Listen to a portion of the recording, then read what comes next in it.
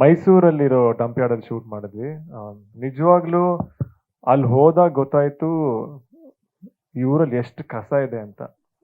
ನಾನು ನಿಜವಾಗ್ಲೂ ಎಕ್ಸ್ಪೆಕ್ಟ್ ಮಾಡಿಲ್ಲ. ಅಫ್ಕೋರ್ಸ್ ಫೋಟೋಸ್ ನೋಡಿದ್ದೆ ಎಲ್ಲ, ಬಟ್ ಅಲ್ಲಿ ಹೋದಾಗ ಅಂದ್ರೆ ಬೆಟ್ಟ ತರ ಇದೆ ಫುಲ್.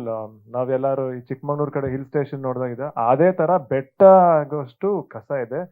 ಅಂಡ್ ಅಲ್ಲಿರೋರು ತುಂಬಾ ಕಷ್ಟ ಪಡ್ತಿದ್ದಾರೆ. ನಮ್ಗೆ ಒಂದ್ ಸ್ವಲ್ಪ ಹೊತ್ತಿದ್ದೇನೆ ಲೈಕ್ ಉಸಿರಾಡಕ್ ಕಷ್ಟ ಆಗ್ತಿತ್ತು ಅಲ್ಲೇ.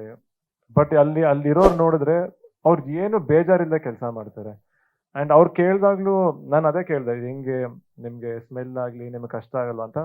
ಅಭ್ಯಾಸ ಆಗ್ಬಿಟ್ಟಿದೆ. ಅಂಡ್ ಇನ್ಫ್ಯಾಕ್ಟ್ ನಮ್ಗೆ ನೋಡಿ ಒಂದ್ ಸ್ವಲ್ಪ ಹೊತ್ತಲ್ಲಿ ಹೋದಾಗ ಒಂಚೂರು ಕೆಮ್ಮು ಬಂದಂಗೆಲ್ಲ ಆಯ್ತು. ಬಟ್ ಸೇಮ್ ಥಿಂಗ್ ಅವ್ರನ್ನ ಕೇಳಿದೆ, ಅದೇ ಹೇಳಿದ್ರು, ಅಭ್ಯಾಸ ಆಗ್ಬಿಟ್ಟಿದೆ ಸರ್, ನಡೀತಾ ಇದೆ, ಏನ್ ಮಾಡ್ಲೇಬೇಕಲ್ಲ ಅಂತ. ನಿಜವಾಗ್ಲೂ ಅವ್ರಿಗೆಲ್ಲರಿಗೂ ಹ್ಯಾಟ್ಸ್ ಆಫ್ ಹೇಳ್ಬೇಕು. ಅಂತ ಒಂದ್ ಕೆಲ್ಸನ ಅಷ್ಟು ಕಷ್ಟಪಟ್ಟು ಶ್ರಮ ಪಟ್ಟು ಅವ್ರು ಮಾಡ್ತಿದ್ದಾರೆ. ಅಂಡ್ ಮಾಡ್ತಿರೋದು ಯಾರು, ನಮ್ಗೋಸ್ಕರ. ಅಂಡ್ ಅಲ್ಲಿ ನಾನು ನಿಜವಾಗ್ಲೂ ಅರ್ಥ ಆಯ್ತು, ಈ ವೇಸ್ಟ್ ಮ್ಯಾನೇಜ್ಮೆಂಟ್ ಅನ್ನೋದು ತುಂಬಾ ಇಂಪಾರ್ಟೆಂಟ್. ಲೈಕ್ ಲಾಸ್ಟ್ ನೀವ್ ಕೇಳಿದಲ್ಲ, ಈ ಹಸಿ ಕಸ ಒಣ ಕಸವನ್ನು ಸೆಗ್ರಿಗೇಟ್ ಮಾಡೋದ್ರಿಂದ ಅವ್ರು ಮಾಡ್ತಿರೋ ಕೆಲ್ಸ ನಿಜವಾಗ್ಲೂ ಹೆಲ್ಪ್ ಮಾಡ್ದಂಗೆ. ಯಾಕಂದ್ರೆ ಅದನ್ನ ಮಾಡೋದು ತುಂಬಾ ಕಷ್ಟ. ಅಂಡ್ ಅದನ್ನ ಮಾಡೋದ್ರಿಂದ ಆದಷ್ಟು ನಾವು ರೀಸೈಕಲ್ ಮಾಡೋದಾಗ್ಲಿ ಅದಕ್ಕೆ ಹೆಲ್ಪ್ ಆಗುತ್ತೆ. ಸೊ ಡೆಫಿನೆಟ್ಲಿ ಪ್ರತಿಯೊಬ್ರು ಈ ವಿಷಯಕ್ಕೆ ತುಂಬಾ ಗಮನ ಕೊಡಬೇಕು. ಕಸ ಅನ್ನೋದು ಜಾಸ್ತಿ ಆಗ್ತಾನೆ ಇದೆ. ಅಂಡ್ ಆದಷ್ಟು ವೇಸ್ಟ್ ಸೆಗ್ರಿಗೇಷನ್, ವೇಸ್ಟ್ ಮ್ಯಾನೇಜ್ಮೆಂಟ್ ನಾವು ಮಾಡ್ಲೇಬೇಕು. ಗೊತ್ತು ಅಲ್ಲಿ ಆಶೀರ್ವಾದ ಪಡ್ಕೊಂಡು ನಾವು ಹೊರಡೋ ಸಮಯದಲ್ಲಿ ಇದಾಯ್ತು ಅಂತ ನನ್ಗೂ ಗೊತ್ತಾಯ್ತು. ಅಲ್ಲಿ ತುಂಬಾ ಜನ ಬಂದಿದ್ರು. ಆ ಟೈಮಲ್ಲಿ ಏನೋ ತಳ್ಳಾಟ ಆಗಿ ಒಬ್ರಿಗೆ ಏಟಾಗಿ ಅವ್ರ ಕಾಲು ಏಟಾಯ್ತು. ಇನ್ಫ್ಯಾಕ್ಟ್ ನನ್ ನಿಜವಾಗ್ಲೂ ಈ ವಿಷಯನೂ ಗೊತ್ತಿರ್ಲಿಲ್ಲ. ಅದಾದ ತಕ್ಷಣ ನಮ್ಗೆ ಕಾಲೇಜ್ ಇವೆಂಟ್ ಇತ್ತು. ಇವೆಂಟ್ ಮುಗಿಸಿದ ಮೇಲೆ ನಾನು ಇನ್ಫ್ಯಾಕ್ಟ್ ಫೋನಲ್ಲಿ ನೋಡಿದಾಗ ಈ ನ್ಯೂಸ್ ಬಂದಿತ್ತು.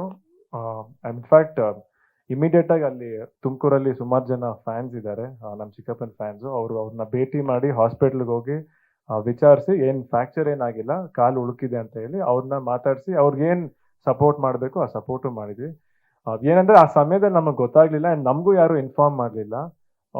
ಅಲ್ಲಿ ಯಾವುದೋ ಚಾನಲ್ ಥಿಂಕ್ TV9 ರಿಪೋರ್ಟ್ ಒಬ್ರು, ಅವ್ರಿಗೆ ನಾನು ಥ್ಯಾಂಕ್ಸ್ ಹೇಳ್ಬೇಕು. ಯಾಕಂದ್ರೆ ಅವ್ರು ಇಮಿಡಿಯೇಟ್ ಆಗಿ ಅವ್ರನ್ನ ಹಾಸ್ಪಿಟಲ್ ಕರ್ಕೊಂಡು ಹೋದ್ರು. ಇನ್ಫ್ಯಾಕ್ಟ್ ಇಮಿಡಿಯೇಟ್ ಆಗಿ ಕರ್ಕೊಂಡು ಹೋದ್ರು ಅಂಡ್ ಡಾಕ್ಟರ್ಗೂ ತೋರಿಸಿದ್ರು.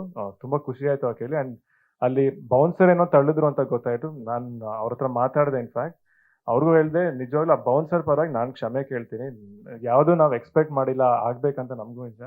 ಬಟ್ ಅವ್ರು ಆರಾಮಾಗಿದ್ದಾರೆ. ಅಂಡ್ ಅಷ್ಟೇ, ಈ ಘಟನೆ ಡೆಫಿನೆಟ್ಲಿ ಆಗ್ಬಾರ್ದು. ಬಟ್ ಗಮನ ನಿಜವಾಗ್ಲೂ ನನ್ಗೆ ಏನಾದ್ರು ಬಂದಿದ್ರೆ ಅಲ್ಲಿ ಇಮಿಡಿಯೇಟ್ ಆಗಿ ಅವ್ರ ಹತ್ರ ಮಾತಾಡ್ತಿದ್ದೆ. ಗೊತ್ತು, ನಾನು ನೋಡ್ದೆ. ಹಿಂದು ತಿರುಗಿ ನೋಡ್ಲೇ ಇಲ್ಲ ಅವರು, ಹಂಗೆ ಹೋಗ್ಬಿಟ್ರು. ಅಂಡ್ ಆ ಥರ ಎಲ್ಲ ಸುಮಾರು ನಾನು ನೋಡ್ದೆ. ಆಮೇಲೆ ಕೆಲವರು ಅಲ್ಲೂ ಹೇಳಿದ್ರು, ಏನು ಈ ಸಿನಿಮಾನ ಯಾಕೆ ನೋಡ್ಬೇಕು, ಸಿನಿಮಾ ಯಾಕೆ ಮಾಡ್ತಾರೆ ಇವರು ಅಂತ. ಸರ್, ನನ್ಗೆ ಸಿನಿಮಾ ಅಂದ್ರೆ ಪ್ರಾಣ, ಸಿನಿಮಾ ಅಂದ್ರೆ ನಮ್ ಕಸ್ಬು. ಅಂಡ್ ಸಿಕ್ಕಾಬಟ್ಟೆ ಪ್ರೀತಿಯಿಂದ ಮಾಡ್ತಿದ್ದೆ. ಅಂಡ್ ಇವತ್ತು ನಂಗೆ ನಿಜವಾಗ್ಲೂ ಬೇಜಾರಾಯ್ತು ಅವತ್ತ ನ್ಯೂಸಲ್ಲಿ ಆ ವಿಷಯ ನೋಡಿದಾಗ. ಸಿನಿಮಾ ಯಾಕೆ ಮಾಡಬೇಕು, ಸಿನಿಮಾನ ಯಾಕೆ ನೋಡ್ಬೇಕು ಅಂತ ಪ್ರಶ್ನೆ ಮಾಡಿದಾಗ ಸಖತ್ ಹರ್ಟ್ ಆಯ್ತು.